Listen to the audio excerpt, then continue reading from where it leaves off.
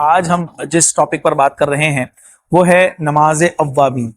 نماز اوابین کا معاملہ یہ ہے کہ یہ توبہ کرنے والوں کی نماز ہے، اللہ کی بارگاہ میں جو عجز و انکساری کرتے ہیں۔ یوں تو ہر نماز ہی بابرکت ہے، ہر رکعت ہی رب کے یہاں پر قبول ہی قبول ہے اگر وہ صدق دل سے کی جائے۔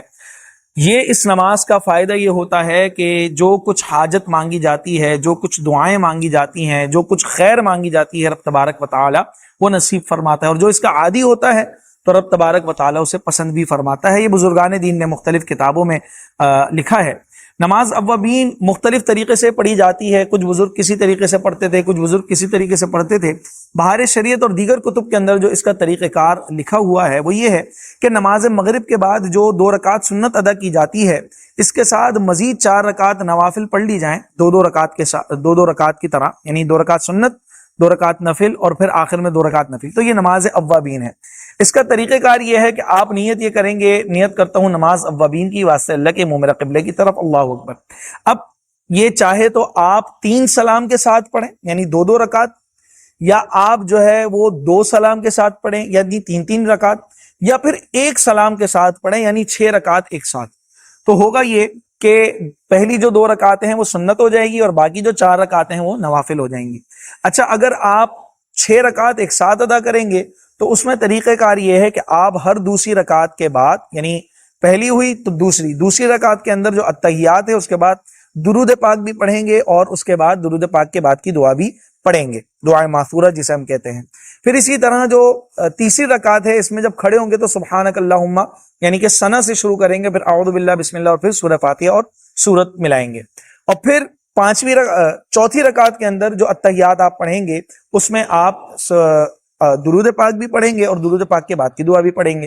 پھر 5ویں رکعت میں جب کھڑے ہوں گے تو ثنا سے شروع کریں گے، اور پھر اسی طرح پوری نماز ادا کریں گے، اور پھر 6ٹھی رکعت کے اندر اتحیات، درود پاک، اور پھر جو اس کی دعائیں معثورہ، اور پھر سلام پڑھ لیں گے۔ اچھا، اس میں دیکھیں جو سورہ فاتحہ کے بعد اس کے بعد کوئی خاص سورت پڑھنے کا حکم موجود نہیں ہے۔ آپ اس میں کوئی سے بھی صورتیں ادا کر سکتے ہیں۔ بہتر یہی ہے کہ آپ آیت الکرسی پڑھیں، یا سورہ اخلاص 3 مرتبہ پڑھ لیں ہر رکعت کے اندر، سورہ فلق پڑھ لیں، سورہ ناس پڑھ لیں۔ کوئی قرآن کہیں سے بھی پڑھا جا سکتا ہے، اور اس کے اندر چونکہ کوئی قید بھی نہیں ہے کہ آپ خاص طور پر یہی صورتیں ادا کریں، تو اس لیے سورہ فاتحہ کے بعد آپ کوئی سی بھی صورتیں اس کے اندر ادا کر سکتے ہیں۔ پھر اس کے اندر ایک معاملہ یہ بھی ہے کہ جیسے ہم نے یہ تو بتا دیا کہ مغرب کے فرض کے بعد آپ یہ ادا کریں۔ آپ یوں بھی کر سکتے ہیں کہ فرض کی 3 رکعت آپ نے پڑھی مغرب کی، پھر 2 رکعت سنت پڑھی، 2 رکعت نفل پڑھی، یہ پوری نماز ایک طرف ہو گئی، اور الگ سے 6 رکعت اوابین آپ اس طرح بھی ادا کر سکتے ہیں۔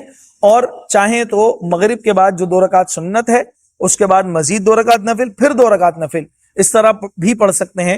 یہ نماز اوابین کہلاتی ہے۔ نماز کا معاملہ یہ ہے، یا ہر کسی قسم کے اجر و ثواب کا معاملہ یہ ہے کہ نیت المؤمن خیر من عملی، اور انما الاعمال بالنیات، کہ اعمال کا دار و مدار نیتوں پر ہے۔ جس طرح کی نیت ہوگی اس طرح کی اس کو خیر نصیب ہوگی، اس طرح کی بھلائی نصیب ہوگی، اور خدا نخواستہ اگر بری نیت ہے تو لازمی سی بات ہے کہ اس کا معاملہ برا ہے۔ اللہ تبارک و تعالیٰ سے دعا ہے کہ ہمیں اچھے اعمال پر رکھے۔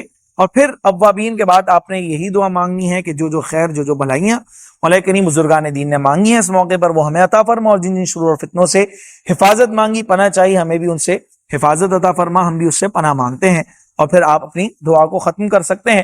گریہ وزاری رب تبارک و تعالیٰ کو بڑی پسند ہے، تو نماز کے اندر بھی اور نماز کے علاوہ دعا میں بھی آپ نے رب کے حضور گریہ وزاری کرنی ہے۔